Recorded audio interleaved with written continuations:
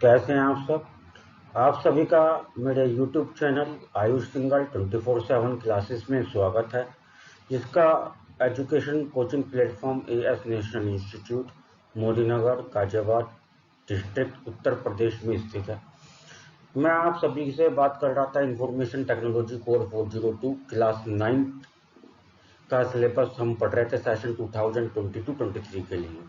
तो स्टूडेंट, हमारी first class में मैंने आपको पढ़ाया था unit 1 introduction to ITES industry का फर्स्ट टॉपिक, जिसमें आपको बताया गया था कि इस चैप्टर को हमें क्यों पढ़ा जा रहा है। मीन्स इंट्रोडक्शन IT इंडस्ट्री के बारे में हमने फर्स्ट क्लास में अपना पढ़ा था। आज हमारी ये सेकंड क्लास है, तो हम अपनी इस क्लास में इस चैप्टर का यानी कि फर्स्ट चैप्टर जो आपका है ITES इंडस्ट्री का सेकंड टॉपिक पढ़ेंगे, जिसका नाम है ITES industry, types of ITES industry and its various categories and the opportunities which is provided to various types of peoples in present times with the help of IT through ITES industry. तो student, चलिए start करते हैं आज की हमारी second class.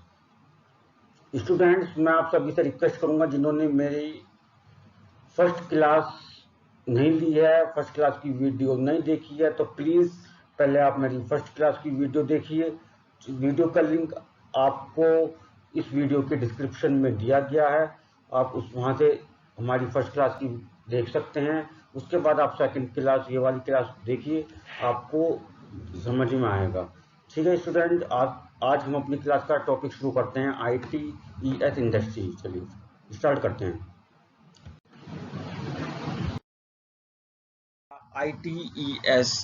ITES की full form होती है इंफॉर्मेशन टेक्नोलॉजी इनेबल्ड सर्विसेज। ठीक है स्टूडेंट्स, तो अब आज जानते हैं कि ITES क्या होता है। What is ITES? Information technology that enables the business by improving the quality of service is called information technology enabled services। सूचना प्रौद्योगिकी के द्वारा किसी भी बिजनेस की क्वालिटी को इम्प्रूव करना या किसी भी सेवा की क्वालिटी को इम्प्रूव करना इंफॉर्मेशन टेक्नोलॉजी इनेबल्ड सर्विसेज कहलाता है। यानी कि सूचना प्रौद्योगिकी पर निर्भर होकर कोई भी बिजनेस करा जाता है या कोई भी सेवा प्रदान की जाती है अपने कस्टमर्स को, आम जनता को, उसे ही ITES कहा जाता है। It is also called as web enabled services and remote sensing services। Students, इसका दूसरा नाम है web enabled services and remote sensing service. आपको ये ध्यान रखना बहुत जरूरी है, एग्जाम में पूछा जा सकता है कि ITES is also known as, आपको लिखना होगा web enabled services and remote sensing services. ऐसा क्यों है, इसका दूसरा नाम क्यों बताया गया कि वेब इनेबल्ड सर्विसेज या रिमोट सेंसिंग सर्विसेज हम क्यों कह रहे हैं?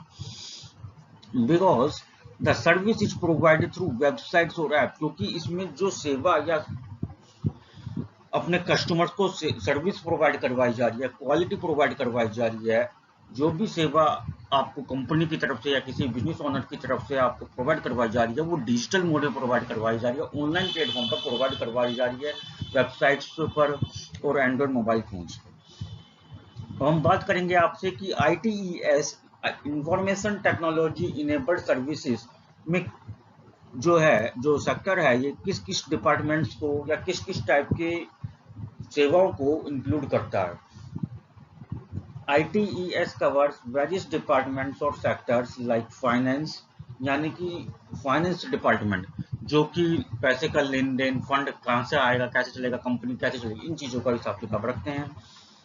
ह्यूमन रिसोर्स, शॉर्ट में इसे HR बोलते हैं। ह्यूमन रिसोर्स यानी कि बड़ी बड़ी कंपनीज में या हर जगह ऑफिस में, ऑर्गेनाइजेशंस में स्टाफ को रिक्रूटमेंट करने के लिए, उनका पेमेंट का कैलकुलेशन का रिकॉर्ड रखने के लिए, अटेंडेंस का रिकॉर्ड रखने के लिए एक प्रॉपर पोस्ट होती है ह्यूमन रिसोर्स, जिसे HR बोलते हैं। उसमें सबसे ज़्यादा ये कवर करता है हेल्थ केयर, स्वास्थ्य विभाग में, टेलीकम्युनिकेशन जो कि आज के समय में हमारा नंबर 1 जो है ट्रेंड बन चुका है, टेलीकम्युनिकेशन, टेलीकॉम कंपनीज में, और मैन्युफैक्चरिंग यानी कि आज के समय में उत्पादन क्षेत्र में भी ITES का उपयोग होने लगा है, क्योंकि जो बड़ी बड़ी कंपनीज हैं उनमें जो बड़ी बड़ी इंडस्ट्रीज हैं, जो मैन्युफैक्चरिंग प्लांट्स हैं, उनमें जो मशीन्स लगी हुई हैं वो कंप्यूटराइज्ड ऑपरेट हो रही हैं, और इसी वजह से उन कंपनीज को या उन मशीन्स को IT इंफॉर्मेशन टेक्नोलॉजी से जोड़ दिया गया, ऑटोमेटिकली कंप्यूटर से चल रही हैं।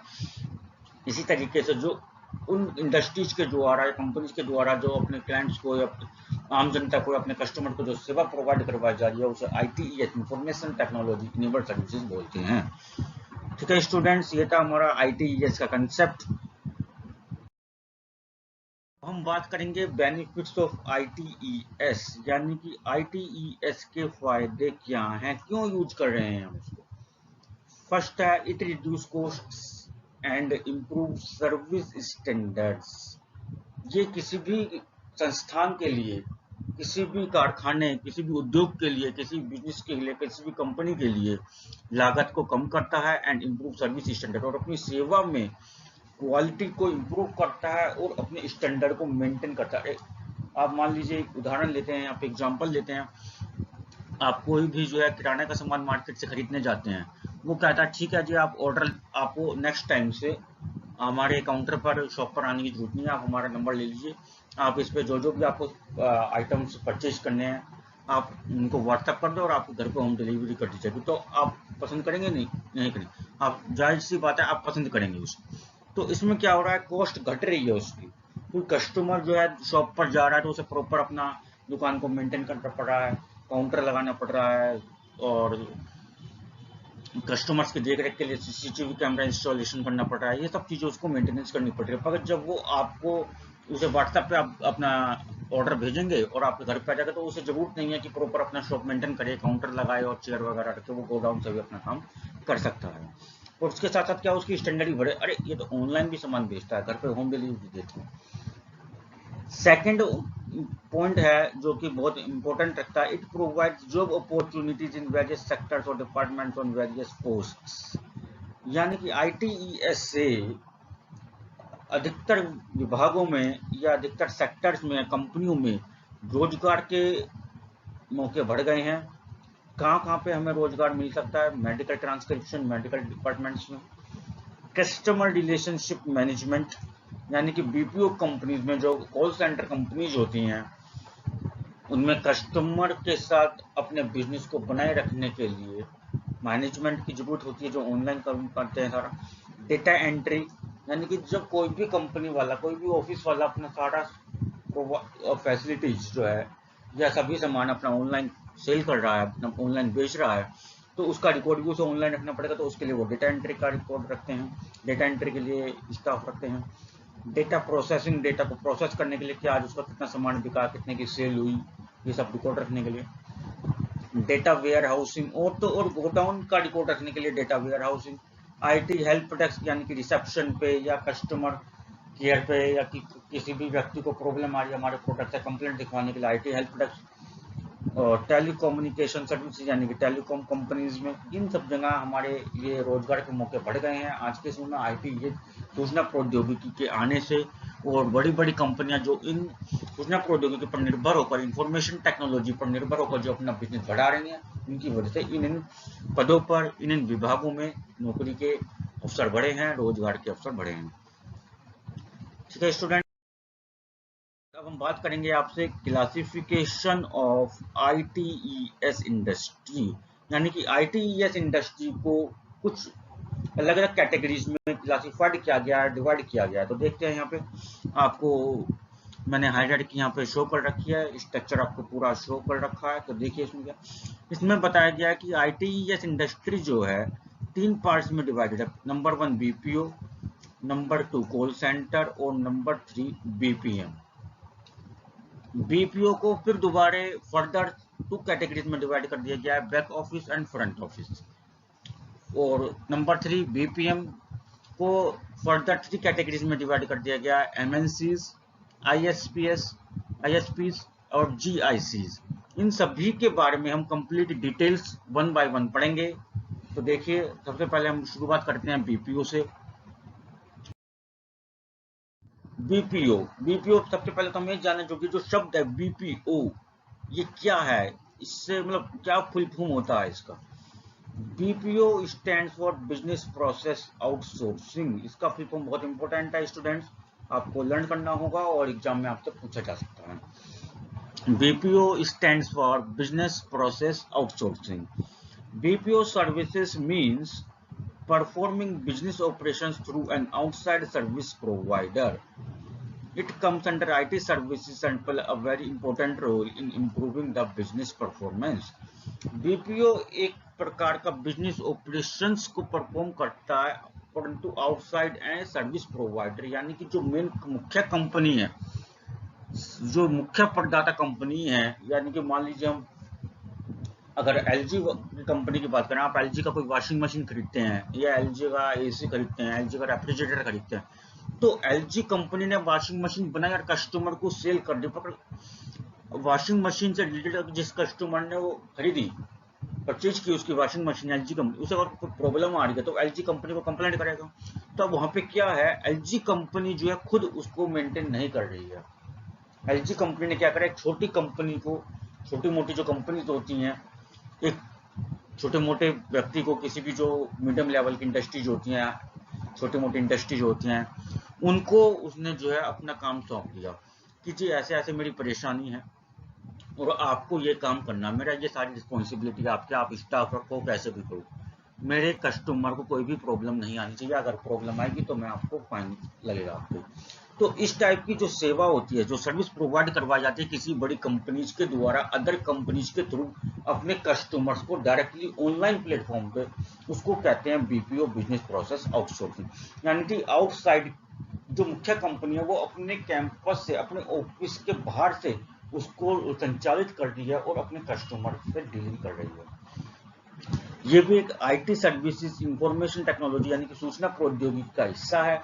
और किसी भी कंपनी के लिए, किसी भी संस्थान के लिए अपने बिजनेस को इंप्रूव करने और उसकी क्वालिटी को मेंटेन करने के लिए, अपने प्रोडक्ट को मेंटेन करने के लिए बहुत इंपॉर्टेंट, महत्वपूर्ण रोल अदा करता है। अब इसके कुछ एडवांटेजेस भी हैं। एडवांटेजेस ऑफ बीपीओ, फर्स्ट है it reduce the cost and expenditure of the company. जो मुख्य प्रदाता कंपनी, जैसे हम एलजी कंपनी की हम यहाँ पे बात कर रहे हैं, तो वो अब उसकी लागत घट जाती है एंड एक्सपेंडिचर, कंपनी की लागत घटती है और कंपनी का जो खर्चा आता है टोटल अपने सारी चीज़ों पर, ऑफिस के मेंटेन करने में, स्टाफ की सैलरी देने में और भी सारी चीज़ों में जो खर्चा आता है वो कम हो पाता है। It improve the quality of service for customer. और कस्टमर के लिए दूसरा बेनिफिट ये होता है कि कस्टमर को वो जो है अच्छी सर्विस प्रोवाइड कर पाते हैं, कस्टमर को ढंग से सेटिस्फाई कर पाते हैं और अपने स्टैंडर्ड को मेंटेन कर पाते हैं। और थर्ड और लास्ट एडवांटेज इसका, it provide job opportunities to thousands of peoples. और तीसरा फायदा सबसे बड़ा ये है कि दूसरे व्यक्ति के जो काम सौंपने से, रिस्पॉन्सिबिलिटी देने से, वो खुद तो करेगा नहीं, कंपनी का मालिक जो है तो क्या करेगा, स्टाफ रखेगा। तो इससे क्या होगा, कुछ जो हमारे युवा जनरेशन है, यूथ जनरेशन है, जो नए स्टूडेंट सब पढ़ के मार्केट में जॉब सर्च करें, उनको रोजगार मिल रहा है, एम्प्लॉयमेंट मिल रहा है। आगे हम बात करते हैं some of the BPO services are as follows, यानी कि बीपीओ सर्विसेज में, बीपीओ सेक्टर में, बिजनेस प्रोसेस आउटसोर्सिंग में किस किस टाइप की सुविधाएं या किस किस टाइप की कंपनीज जो हैं अपने कस्टमर्स को, किन किन से डिपार्टमेंट से रिलेटेड जो है अपने कस्टमर को ऑनलाइन प्लेटफॉर्म पर डील करती हैं आउटसाइड के थ्रू। यहाँ पे मैं 9 कंपनीज या 9 सेक्टर्स की बात करूंगा। पहला है फाइनेंशियल एंड अकाउंटिंग सर्विसेज, वित्तीय लेन देन और लेखा भाई खाता के से संबंधित। Taxation and insurance services, tax से रिलेटेड, यानी कि जैसे मान लीजिए इनकम टैक्स हो गया, जीएसटी हो गया, इसका कंसल्टेशन देना है जो बड़ी बड़ी टैक्सेशन कंपनी होती है, इंश्योरेंस पॉलिसी करवानी है, इस type. E publishing and web promotion, अपने बिजनेस का प्रमोट करने के लिए, एडवर्टाइजमेंट करने के लिए। और ई पब्लिशिंग, मान लीजिए जो नए नए राइटर्स आ रहे हैं, प्रोफेसर्स आ रहे हैं, टीचर्स आ रहे हैं, बुक्स लिखते हैं, ब्लॉग्स लिखते हैं, इंस्टाग्राम पे, ट्विटर पे ये सब करते हैं, तो उनको पब्लिश करवाने के लिए। लीगल सर्विसेज, कानूनी सेवा प्रोवाइड करवाने के लिए। कंटेंट राइटिंग, बच्चों का पाठ्यक्रम तैयार करवाने के लिए। मल्टीमीडिया एंड डिजाइन सर्विसेज, अपने प्रोडक्ट का मल्टीमीडिया या ऑनलाइन एडवर्टाइजमेंट करवाने के लिए, बढ़िया से बढ़िया डिजाइन और लोगो बनवाने के लिए। Documents management services. अब मान लीजिए किसी भी गवर्नमेंट ऑफिस में जाते हैं तो आपको वहाँ पे पता लगता है कि कुछ भी काम करवाना है तो आपको ये डॉक्यूमेंट लाना है, ये लाना है, ये लाना है। तो उन डॉक्यूमेंट्स को कहाँ से बनवाना है और कौन व्यक्ति जो है इन डॉक्यूमेंट्स को सबमिट करेगा, चेक करेगा, तो उन सब चीज़ों के लिए हेल्थ केयर सर्विसेज, हॉस्पिटल और स्वास्थ्य विभाग में। और दूसरा लास्ट है टेक्निकल सपोर्ट सर्विसेज, जो कि आज के समय मोस्ट इम्पोर्टेंट है। हम सभी कस्टमर केयर में फ़ोन करते हैं कि हमें ये प्रॉब्लम आ रही है, हमारा मोबाइल पर नेटवर्क नहीं आ रहा है, हमने इतने का प्लान का रिचार्ज करवाया था, नेटवर्क की स्पीड कम आ रही है, और ये प्लान, और DTH में हमने रिचार्ज करवाया था, ये प्लान हमारा जो है ये है वो है। तो इससे सब चीज़ जो है टेक्निकल सपोर्ट सर्विसेज से बोलते हैं। तो ये काम होता है सारा BPO सेक्टर का। ठीक है स्टूडेंट्स, ये सब भी काम क्या होता है, BPO सेक्टर का काम होता है, और यहाँ इसके थ्रू हजारों लोगों को आज के समय रोजगार मिला हुआ है। और आप ठीक है, चलिए आगे चलते हैं। हम बात करेंगे further classification of the BPO sector. BPO मैंने आपको बताया था, जो स्टार्टिंग में आपको मैंने हायरार्की दिखाई थी, जो क्लासिफिकेशन टेबल दिखाई थी आपको, उसमें बताया था BPO सेक्टर को फर्दर 2 कैटेगरीज में डिवाइड किया गया है। पहला बैक ऑफिस, दूसरा फ्रंट ऑफिस। देखते हैं बैक ऑफिस और फ्रंट ऑफिस में क्या कहना चाह रहा है। Back office executive services include internal business processing such as billing, purchasing, data entry etcetera. यानी कि back office executive, back office staff उसे बोलते हैं जब किसी भी संस्थान में, किसी भी कंपनी में, किसी भी इंडस्ट्री में उसके बिजनेस का अंदरूनी कार्य वो करता है, जैसे बिलिंग करना। कोई भी संस्थान है, कोई भी ऑर्गेनाइजेशन है, कोई भी कंपनी है, कोई भी इंडस्ट्री को सामान खरीद रही होगी तो उसकी बिलिंग करनी, पेमेंट करनी, कोई भी सामान खरीदना, उसका रिकॉर्ड रखना, उसका रिकॉर्ड को कंप्यूटर पे अपडेट करना, एंट्री करना, तो इन सब चीजों का रिकॉर्ड कौन रखता है, बैक ऑफिस स्टाफ होता है। उसके बाद आता है front office. Front office executive provides various types of services to the company's customers such as marketing. Company के बिजनेस को बढ़ाने के लिए, उसके नए नए कस्टमर्स को बनाने के लिए, जो कस्टमर बना चुके हैं उनको सेटिस्फाई रखने के लिए, और अपने बिजनेस से जुड़े रहने के लिए, अपनी सेवाएं, हमारी सेवा से वो जुड़े रहे, हमारी कंपनी से वो जुड़े रहे, उनको बनाए रखने के लिए, कंपनी के एडवर्टाइजमेंट को बढ़ाने के लिए, अपने कस्टमर से रिलेशनशिप को मेंटेन करने के लिए, संबंध बनाए रखने के लिए जो कार्य होता है, जैसे मार्केटिंग करना, एडवर्टाइजमेंट करना, प्रमोशन करना, ये काम होता है फ्रंट ऑफिस का। जिसे आप शॉर्टकट में रिसेप्शन भी समझ सकते हैं। एक स्कूल के लिए रिसेप्शन का ये रोल होता है, या कंपनीज में रिसेप्शन वाला ये काम होता है। इसे हम एग्जांपल से समझते हैं।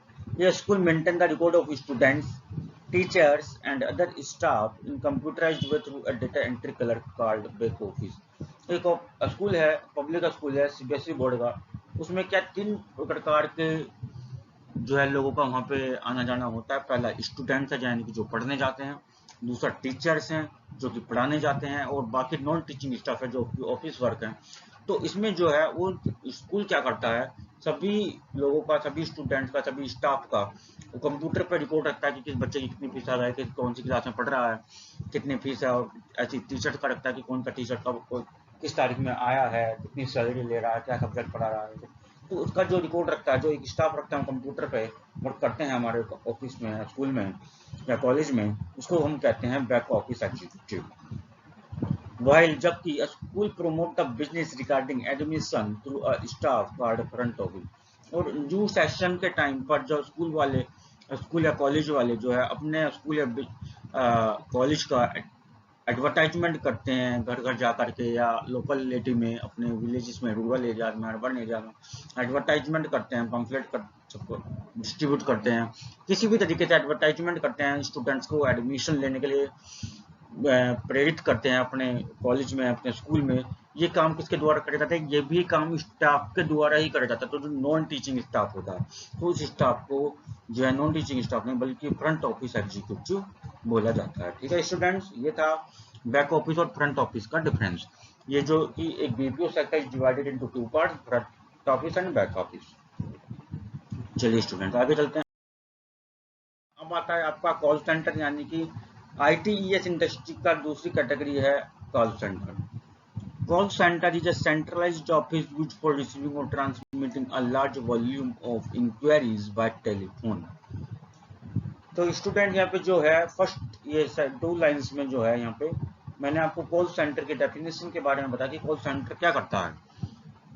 क्या है call centre? Call centre is a centralised office, एक केंद्रीकृत ऑफिस है विच इज यूज्ड, जो प्रयोग किया जाता है फॉर रिसीविंग और transmitting in large volume of inquiries by telephone. केवल टेलीफोन के द्वारा ही ज्यादा से ज्यादा अमाउंट में लोगों की इंफॉर्मेशन को रिसीव किया जाता है, लोगों को इंफॉर्मेशन दी जाती है टेलीफोन के द्वारा केवल। और इसे एक ऑफिस में बैठ के जब करा जाता है तो उस ऑफिस को या उस कंपनी को या उस रूम को कॉल सेंटर बोलते हैं।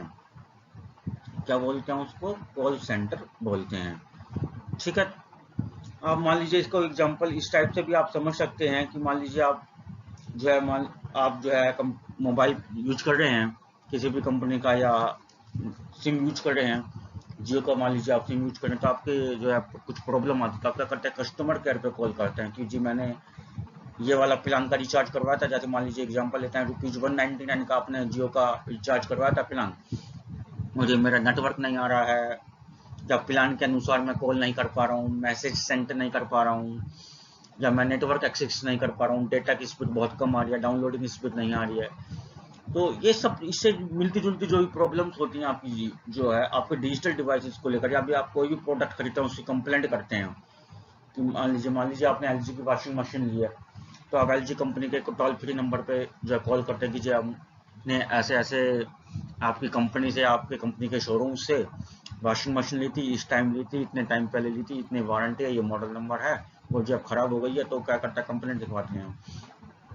या आपको कुछ प्लान चाहिए होता है, मान लीजिए आप मोबाइल चला रहे हैं, आपको नहीं पता कि आपके जो है कनेक्शन के लिए कौन सा प्लान बेटर रहेगा, तो आप जियो कंपनी का मान लीजिए सिम यूज कर रहे हैं, तो आप पूछते हैं कस्टमर कर, जी मैं ये है मेरी डिटेल्स हैं, आप बताइए कि मेरे फ़ोन नंबर पर या टेलीफोन नंबर के कनेक्शन पर क्या एक्स्ट्रा जो है प्लान का ऊपर आप दे सकते हैं, डिस्काउंट कर सकते हैं। तो ये सब चीज़ जो है टेलीफोन के द्वारा आप घर बैठ के करते हैं, और जो ऑफिस में जहाँ भी आप फ़ोन करते हैं वहाँ भी जो स्टाफ है जो आपको ये सारी इन्फॉर्मेशन प्रोवाइड करवा रहा है या आपकी इन्फॉर्मेशन को रिकॉर्ड कर रहा है अपने डॉक्यूमेंट्स में अपने कंप्यूटर पर, वो भी एक ऑफिस के रूप में घर पे बैठ करके, एक कमरे में बैठ करके कंप्यूटराइज्ड रिकॉर्ड रख के मोबाइल पे अपना वर्क कर रहे होते हैं, जिससे जो है कॉल सेंटर का नाम दिया जाता है। परंतु ध्यान रहे ये काम केवल मोबाइल के द्वारा ही होता है, जिसे हम डोमेस्टिक कॉल वॉइस या इंटरनेशनल कॉल वॉइस के द्वारा जानते हैं। और आज के समय हजारों लोग इसमें नौकरियां कर रहे हैं, रोजगार पा रहे हैं। अगर there are two types of work done by call centres are as follows, यानी कॉल सेंटर में दो प्रकार से या दो तरीके का कार्य करा जाता है। पहला है इनबाउंड कॉल सेंटर, सेकंड है outbound call centre. Inbound call centre देखते हैं, इनबाउंड कॉल सेंटर क्या होता है। Inbound call centre is operated by the company to administer the service support to the consumers, अपने कस्टमर्स की, यानी कि इनबाउंड कॉल सेंटर जो होता है कंपनी के द्वारा ऑपरेट किया जाता है to administer the service support to the customer, अपने ग्राहकों को सेवा प्रोवाइड करवाने के लिए, यानी कि किसी भी कस्टमर को कोई प्रॉब्लम आ रही है, कोई परेशानी है, कोई कंप्लेंट है, उसको सॉल्यूशन प्रोवाइड करवाने के लिए जो कॉल सेंटर लगाया गया उसको इनबाउंड कॉल सेंटर कहते हैं। यानी कि उसमें कस्टमर कॉल करता है किसको? Company. Outbound call centre is also operated by the company to make new customer और client for the growth of company. इसमें जो है कंपनी के स्टाफ के द्वारा कस्टमर को कॉल करी जाती है नया कस्टमर बनाने के लिए, या उसका नई कोई प्लानिंग आया है, नया प्रोडक्ट लॉन्च करा है, या कोई नई पॉलिसी आई है, उसको परचेज करने के लिए, अपने कंपनी की ग्रोथ करने के लिए, उसका बिजनेस बढ़ाने के लिए। तो स्टूडेंट्स आपको केवल यहाँ पे ये ध्यान रखना है, ये याद रखना है कि कॉल सेंटर क्या होता है, कॉल सेंटर में कितने प्रकार से वर्क होता है, inbound call centre, outbound call. Inbound call centre वो कॉल सेंटर होता है जिसमें कंपनी वाला जो है अपने कस्टमर को कंपनी वाला जो है अपने कस्टमर की प्रॉब्लम्स को सुनता है, यानी कि कस्टमर जो है कंपनी में कॉल करता है अपनी प्रॉब्लम्स को बताने के लिए। और आउटबाउंड कॉल सेंटर वो कॉल सेंटर है जिसमें कंपनी जो है खुद नए नए कस्टमर्स को, नए नए लोगों को कॉल करती है अपने बिजनेस को बढ़ाने के लिए। तो अगर आपको कंफ्यूजन हो तो आप यहाँ से भी ध्यान रख सकते हैं, आपको नाम से ही पता लग जाएगा। इन का मतलब आना, अंदर, यानी कि कॉल आ रहा है। दूसरा है आउट, यानी कि बाहर जाना, यानी कि कंपनी से बाहर कॉल जा रहा है। ठीक है स्टूडेंट्स, चलिए हम बात करेंगे बीपीएम। बीपीएम क्या होता है? What is BPM?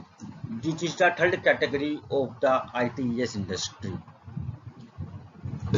BPM stand for business process management. BPM की फुल फॉर्म होती है बिजनेस प्रोसेस मैनेजमेंट। अब उसकी डेफिनेशन को समझते हैं। BPM industry is a type of management company और a industry whose main work is discipline in operations through various methods such as technology, tools, analysis, measure and so on. Any combination of methods used to manage company's business. This type of industries or companies is called BPM industry. BPM industry एक वो industry होती है, एक प्रकार की management industry होती है, management company होती है जो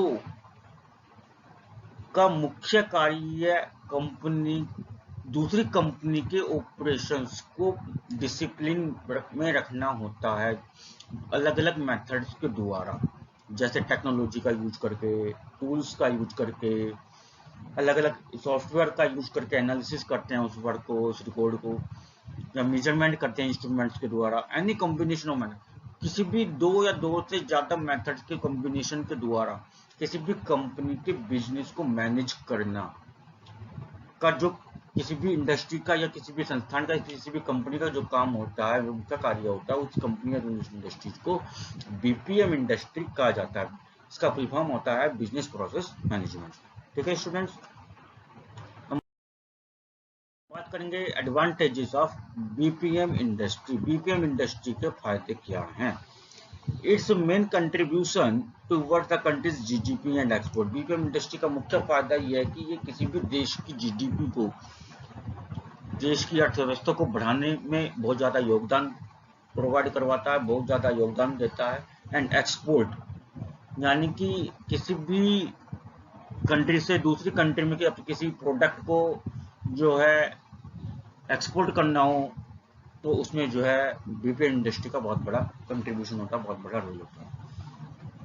it creates employment opportunities to millions of people. ये आज के समय में लाखों करोड़ों लोगों को रोजगार प्रोवाइड करता है। सबसे बड़ा फायदा और सबसे बड़ा बेनिफिट हमारे कंट्री के लिए ये होता है।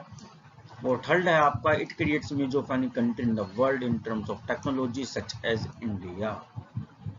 और तीसरा सबसे बड़ा फायदा यह है कि किसी भी देश के लिए विदेशों में टेक्नोलॉजी के नाम में, प्रौद्योगिकी के नाम में या एडवांस टेक्नोलॉजी, नई नई टेक्नोलॉजी और टूल्स और इंफॉर्मेशंस के बारे में, नए काम करने के तरीकों के बारे में किसी भी देश की इमेज को बनाए रखता है। जैसे कि भारत की जो बड़ी बड़ी कंपनीज हैं, बड़ी बड़ी इंडस्ट्रीज हैं, जैसे TCS, Tata consultancy services, IBM और भी काफ़ी बड़ी बड़ी कंपनीज हैं जो मल्टीनेशनल कंपनीज के नाम से और अलग अलग डिवाइड कैटेगरीज के नाम से हम जानते हैं। वो अपना विदेशों में भी बिजनेस कर रही हैं और विदेशी कुछ कंपनीज हैं जो इंडिया में बिजनेस कर रही हैं।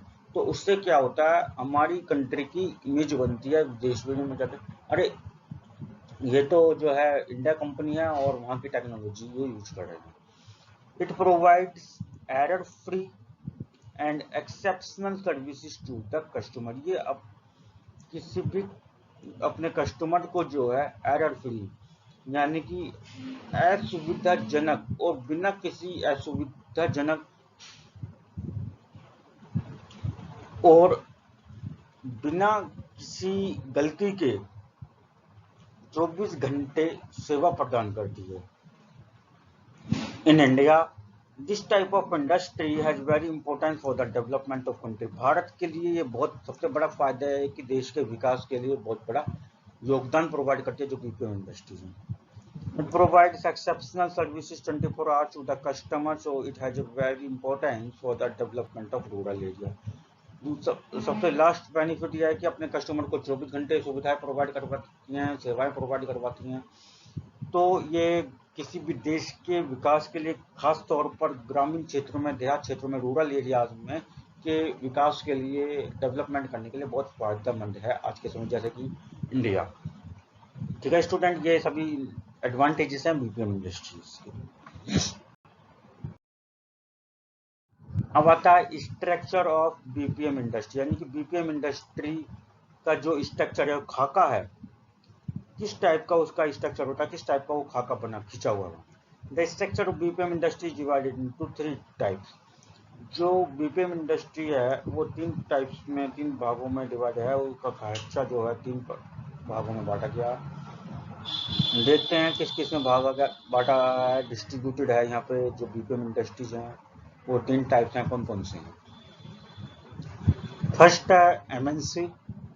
MNC stand for multinational companies. MNC का फुल फॉर्म होता है multinational companies. MNCs have their headquarters outside India but operate in multiple locations worldwide including India. MNCs multinational company जिनको हम बोलते हैं, वो कौन सी कंपनीज होती हैं, वो कंपनीज होती हैं जो उनका हेड ऑफिस भारत से बाहर होता है, हेडक्वार्टर्स आउटसाइड इंडिया, भारत से बाहर होता है, बट ऑपरेट इन मल्टीपल, परंतु वर्ल्ड में, दुनिया में अलग अलग कंट्रीज में अलग अलग लोकेशंस पर वो अपने ऑफिस बना के काम कर रहे होते हैं, जैसे कि इंक्लूडिंग इंडिया, इंडिया को भी इंक्लूड उसमें किया गया है। एग्जांपल यहाँ पे मैंने कुछ बताया, जैसे TCS, Tata consultancy services, tech Mahindra, Deloitte, Capgemini, इस टाइप की जो कंपनीज है ये मल्टीनेशनल कंपनीज कहलाती हैं। यानी कि वो कंपनी जो अपना हेड ऑफिस इंडिया से बाहर रखती हैं और काम इंडिया में, अपना ऑफिस को बना करके काम करती हैं इंडिया में। जैसे टेक महिंद्रा है, ये जो है बाहर की कंपनी है, कैपजेमिनी है, डेलॉयट है, ये सब बाहर की कंपनी है, मगर इंडिया में इन्होंने अपने छोटे छोटे ऑफिस खोल रखे हैं मल्टीपल लोकेशन पर, जैसे गुड़गांव हो गया, नोएडा हो गया, बेंगलोर है, हैदराबाद है, पुणे, और अपना वर्क कर रहे हैं, अपना बिजनेस कर रहे हैं। इन इंडस्ट्रीज को हम बोलते हैं एमएनसी इंडस्ट्री बोलते हैं, और ये बीपीएम इंडस्ट्री का पार्ट है। सेकंड है ISP. ISP stand for Indian service providers. इसका फुल फॉर्म होता है आईएसपी का इंडियन सर्विस प्रोवाइडर, जो भारत को सेवा प्रोवाइड करते हैं। ISP started their operations in India. ISP जो कंपनीज होती हैं वो अपना बिजनेस जो है भारत से शुरू करती हैं। They have their headquarters in India and work in many countries also. उनका जो हेड ऑफिस होता है वो इंडिया में होता है, और परंतु वो दूसरे देशों में भी अपना बिजनेस करती हैं। They focus on industry clients only, परंतु उनमें खासियत ये होती है कि वो ज़्यादातर ध्यान अपना जो है भारत के लोगों पे, भारत में अपना बिजनेस ज़्यादा चलाती हैं, और विदेशों में जो अदर कंट्रीज में उनका बिजनेस चल रहा है वहाँ पे ज़्यादा ध्यान नहीं देती हैं। इसके लिए मैंने आपको एग्जांपल दिया, फ्लिपकार्ट जो ई कॉमर्स कंपनी है, ऑनलाइन प्लेटफॉर्म पर अपना सभी सामान बेचती है, headquartered in Bengaluru, Karnataka India. Bharat के कर्नाटक राज्य के बेंगलुरु में इसका हेड ऑफिस है, और इसने इंडिया से ही अपना काम शुरू करा था, और इंडिया कस्टमर पर ये ज़्यादा ध्यान देता है जो फ्लिपकार्ट है। और बाकी विदेशों में भी इसका बिजनेस है, अदर कंट्रीज में भी, अगर वहाँ के जो है कस्टमर्स पर इतना ध्यान नहीं देता है। और तीसरा स्ट्रक्चर है, यानी कि तीसरी कैटेगरी है आपकी बीपीएम इंडस्ट्री की, जीआईसी। जीआईसी मतलब GIC stand for global in house centre, इसका फुल फॉर्म होता है। GIC organizations complete the needs of their parent company only and do not serve external clients. GIC global in house centre, जैसे कि आपको नाम से ही पता लग रहा होगा, इन हाउस यानी कि अपने घर में ही केंद्रित करती है। यानी कि GIC इंडस्ट्री या GIC सेंटर वो सेंटर या वो संस्थान होते हैं जो केवल एक और केवल अपनी पेरेंट कंपनी, अपनी जो सब्सिडियरी कंपनी, अपनी जो पेरेंट कंपनी है, हमारा जो पूरा ग्रुप होता है, अपना जो पूरा ग्रुप होता है, उसी को सेवा प्रोवाइड करती हैं, अलग से कस्टमर्स को नहीं बनाती हैं और अलग से मार्केट में अपना बिजनेस नहीं करती हैं। एग्जाम्पल है टीसीएस, टाटा कंसल्टेंसी सर्विसेज। ये एक कंपनी का नाम है जो कंसल्टेंसी सर्विसेज को प्रोवाइड करती है, मगर ये पूरा क्या, टाटा जो है पूरा ग्रुप है, टाटा ग्रुप। तो मगर उसी से रिलेटेड जो टाटा की जितनी भी कंपनीज हैं ऑल इंडिया में या ऑल ओवर वर्ल्ड में, उसी के लिए काम करती हैं ये, बाकी अपनी अदर कंट्रीज के या अदर कंपनीज के लिए काम नहीं करती हैं। ठीक है स्टूडेंट्स, ये था GIC और इट तक ऑल्सो द स्ट्रक्चर और the category of BPM industry. ठीक है स्टूडेंट्स, ये था हमारा आज का topic ITES information technology enabled services, यहीं तक था। आपका ये सेकंड टॉपिक कंप्लीट हो गया है। जो हमारी नेक्स्ट क्लास होगी, थर्ड क्लास में हम पढ़ेंगे एप्लीकेशंस ऑफ इंफॉर्मेशन टेक्नोलॉजी। ठीक है स्टूडेंट, हमारी क्लास से जुड़े रहिए और अपने मार्क्स को स्कोर करते रहिए। स्टूडेंट्स, आपको हमारी वीडियो कैसे लगी प्लीज कमेंट सेक्शन में जाकर कमेंट्स करके जरूर बताएं। और हाँ, यदि आप हमारे YouTube चैनल को अभी तक सब्सक्राइब नहीं किए हैं तो प्लीज हमारे YouTube channel Ayush Singhal 24/7 classes को सब्सक्राइब करें, शेयर करें, लाइक करें और बेल आइकन नोटिफिकेशन को प्रेस करना ना भूलिए। Thank you.